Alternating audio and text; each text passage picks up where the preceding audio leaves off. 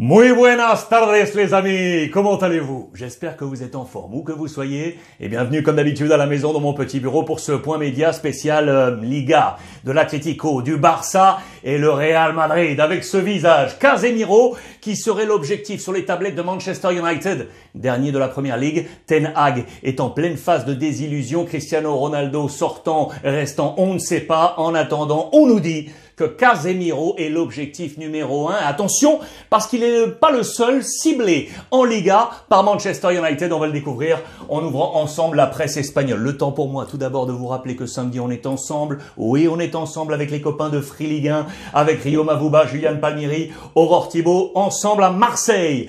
Le stade Vélodrome pour Olympique de Marseille face à Nantes, troisième journée du championnat de France Ligue 1 Uber Eats. Le Ruiz Club, vous le savez, se déplace sur toutes les pelouses de France. Rendez-vous 19h45 sur YouTube, sur le Ruiz Club, pour ensemble commenter ce match Marseille face à Nantes. On va se régaler.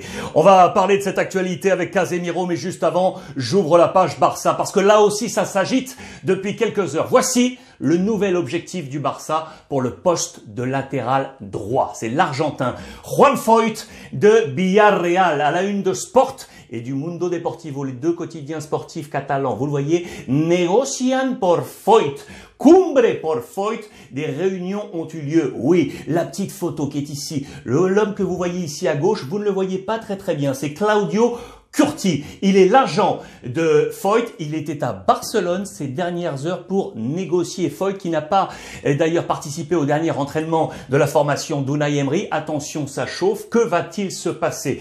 Je vous rappelle qui est Juan Foyth, argentin, formé à l'Estudiantes, acheté par Tottenham en 2017 pour 13 millions d'euros, prêté à Villarreal en 2020. Un an plus tard, été 2021, Villarreal le prend pour 15 millions d'euros. Aujourd'hui, le Barça le veut.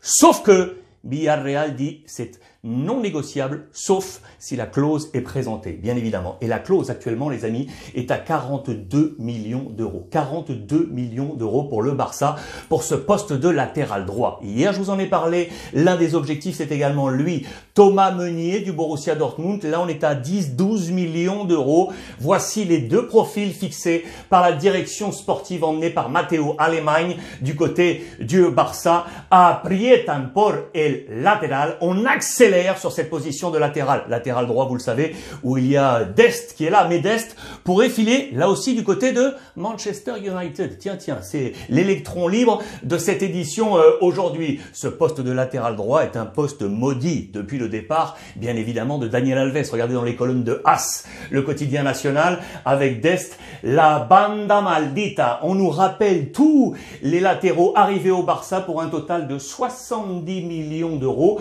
depuis la sortie de Daniel Alves. Ça avait commencé en 2015-2016, une saison avant le départ officiel de Daniel Alves pour la Juventus de Turin libre. On avait enrôlé Alex Vidal de Séville pour 17 millions d'euros. Puis Nelson Semedo en 2017 de Benfica pour 35 millions d'euros. Moussa Ouagué, qui était déjà au Barça, qui était parti du côté de Eupen, était revenu pour ce poste à l'été 2018. 2020, Serginho Dest, arrivé de l'Ajax pour 20 millions d'euros. 2021, c'était le grand retour de Daniel Alves, vous le savez. Et puis celui-ci repartira finalement au Pumas, au Mexique. Ce côté maudit, vous le voyez, allons-nous trouver, oui ou non, enfin, la solution post-latéral droit du côté du FC Barcelone? On fait un pot pourri de tout ce qui se passe sur le mercato. On est à moins de 15 jours maintenant du côté du Barça. On va parler du Real Madrid dans quelques instants avec Casemiro. Les adieux de Memphis Depay qui se rapprochent. On est tout près de cet adieu direction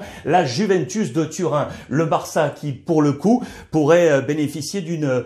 on s'allégerait du salaire, bien évidemment, parce que le club acheteur prendrait l'intégralité de ce salaire. On baisserait ainsi la masse salariale pour pouvoir, vous le savez, aller inscrire celui qui est encore là, en train d'attendre, l'ami Koundé, le Français, qui n'est toujours pas inscrit sur la Ligue, puisqu'on n'a pas trouvé l'équilibre financier pour répondre aux obligations de la Liga espagnole. Ça, c'est pour Memphis Depay. Là aussi, pour alléger la masse salariale, on est en train de trouver la baisse des émoluments de Piqué. Nouveau rendez-vous durant ces dernières heures avec Joan Laporta et les agents de Piqué pour trouver ce nouveau contrat avec le défenseur central du FC Barcelone. Où en est-on du feuilleton De Jong? Alors, on nous dit que Manchester United avait fait une première offre, vous le savez, en juin dernier. Cette offre est caduque, mais on nous dit dans les colonnes de sport que Manchester United veut de nouveau négocier et qu'on veut faire venir l'ami Frankie de Jong. Chelsea est aux aguets, surveille de près pour éventuellement au dernier moment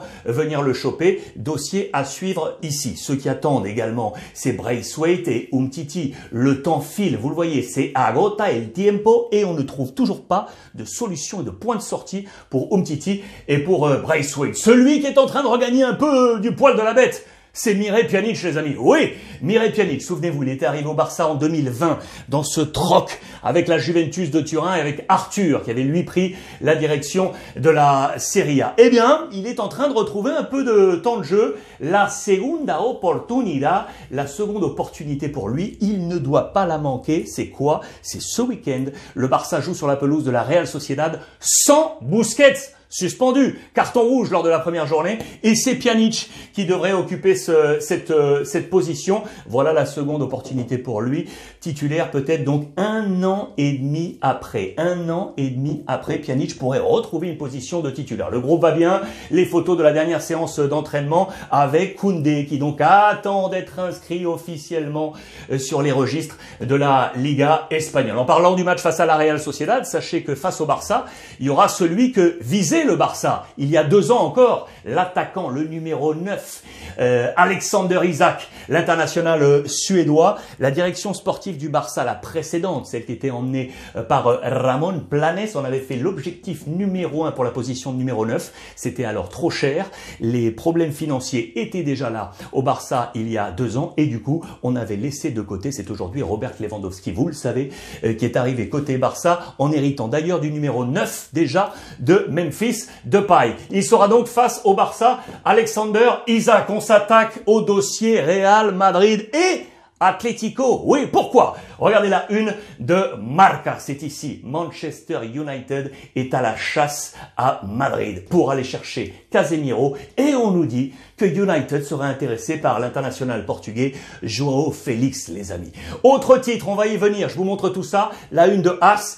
Intocable, intouchable, Ceballos au Real Madrid que l'on pensait sortant, eh bien vraisemblablement Carlo Ancelotti compte sur lui. Il estime qu'il serait le remplaçant numéro 1 de Luka Modric. Quand on veut laisser Luka un peu au repos, Dani Ceballos fera le travail. Voilà pourquoi aujourd'hui on nous dit dans les colonnes de As, intocable Casemiro et donc João Félix et United à la desesperada. On est au mode désespoir et donc il faut aller chercher à droite à gauche. On est dernier de la première ligue. Ten Hag est dans le dur. Cristiano reste pas. Manchester veut, fort de ses bons contacts avec le Real Madrid, aller chercher Casemiro. Que va-t-il se passer? On sait déjà que les relations, rappelez-vous, Cristiano Ronaldo, bien évidemment, Van Nistelrooy ou encore David Beckham, les ponts entre United et le Real Madrid avec plus ou moins de succès. Que va faire Casemiro? C'est une grosse interrogation encore à l'heure qu'il est côté Real Madrid. On a choisi cette photo parce qu'il y a également João Félix. Oui, João Félix serait également sur les tablettes de Manchester United, tout comme l'attaquant Cunha, attaquant del Cholo Simeone. On nous dit très clairement que depuis son arrivée, le nouveau numéro 7 de l'Atlético, qui avait hérité du numéro d'Antoine Griezmann avant le retour du Français, a largement évolué. El cambio del siete, il a changé. On s'interrogeait sur son transfert lorsqu'il était arrivé et ses premiers matchs. Aujourd'hui, il est un homme fort, il y a de la maturité, il y a une force physique trouvée, il a un poids certain dans cet effectif. Attention, ce n'est pas le seul, hein. Je vous l'ai dit, Cunha, l'un des 5 attaquants del Cholo Simeone. D'ailleurs, il a utilisé les 5 le week-end dernier face à Getafe. João Félix, Morata, Griezmann, Correa et Cunha, eh bien cet homme, attention, pourrait également être sur les tablettes. Il reste moins de 15 jours, hein. Moins de 15 jours, ça pourrait être intéressant avec Antoine Griezmann et on va en parler tout de suite. Pourquoi? Parce que João Félix est en forme et il a notamment trouvé cette très bonne connexion avec Alvaro Morata. Morata qu'on pensait sortant. Vous le savez, la Juve semblait une première fois intéressée, puis finalement El Cholo a vu les résultats. Il a été buteur ce week-end. Du coup, la Juve va aller chercher Memphis Depay et Morata devrait rester à l'Atlético Madrid et notamment pour cette connexion avec Joao Félix. Ça m'étonnerait que Joao Félix quitte aujourd'hui l'Atlético pour filer du côté de Manchester United. Celui qui, peut-être, verrait ça d'un bon œil, peut-être, je dis ça entre guillemets bien entendu avec le sourire, c'est Antoine Griezmann qui pour autant se bat. Il se bat pour être dans les plans titulaires del Cholo Simeone. Il répond sur le terrain, il a marqué ce week-end, ça lui fait du bien à l'ami Antoine Griezmann. Il a marqué 9 mois après. 9 mois après, il marque de nouveau avec l'Atlético Madrid. Il y a du monde en attaque, 5 attaquants, 2 places de titulaire seulement. Antoine Griezmann se bat là pour aller trouver un poste dans cette position. Et donc, Dani Ceballos au Real Madrid devrait rester. Oui, Carlo Ancelotti va donc compter sur lui. Regardez, double page dans les colonnes de AS. Ceballos se queda. On nous le rappelle ici. Il serait donc le remplaçant naturel de Luka Modric. Une prolongation de contrat pourrait même lui être proposée dans les prochains jours. C'est dire, lui, ça semble plus compliqué. L'ami Asensio, il n'a joué aucune minute, je vous l'ai dit hier, en match de Supercoupe d'Europe face à l'Eintracht. Il a joué aucune minute face à Almeria lors de la première journée. Son agent Jorge Mendes est en train de lui trouver une porte de sortie. Son futur semble délicat, mais attention, on sait que sortir du Real Madrid n'est pas forcément évident. On nous rappelle dans les colonnes de Marca les cas précédents. Cristiano Ronaldo, Özil, Sergio Ramos, même s'il est en train de se relancer, James, Gareth Bale, il y a du Morata, il y a du Varane, il y a du Xabi Alonso. Toutes ces trajectoires qui, au sortir du Real Madrid, ont vécu des montagnes russes. Il doit y penser à Asensio. Que va-t-il faire? Là aussi un dossier à voir dans cette quinzaine avant la fin du mercato. Lui, je vous l'ai dit déjà hier, lui il reste. Lui il reste. Lucas Vázquez, lui je l'adore. C'est le véritable couteau suisse. Les entraîneurs passent depuis 2015 et lui reste. Déjà 282 matchs depuis 2015. Il a marqué le week-end dernier. C'est un homme de solution, milieu de terrain, latéral droit également. C'est un soldat et on va le garder. Il va rester dans les plans de Carlo Ancelotti. Celui qui devrait partir, c'est lui, là, Odriozola, qui était revenu de la Fiorentina à l'été, justement sur ce poste de latéral droit, où évolue éventuellement Lucas Vázquez. Vraisemblablement, on nous dit dans les colonnes de AS que Carlo Ancelotti pourrait le laisser partir et on nous dit que c'est Nottingham Forest qui pourrait être intéressé par le latéral droit espagnol. La dernière petite information, elle est ici avec le large sourire parce que je l'adore, de monsieur Camavinga. Je vous en ai parlé hier. Sera-t-il le nouveau Golden Boy dans la grande cérémonie des Ballons d'Or, succédé à Pedri, le Catalan? Les Catalans sont 6 sur les tablettes, mais il y a lui, vainqueur de la Ligue des Champions et vainqueur de cette Super Coupe d'Europe.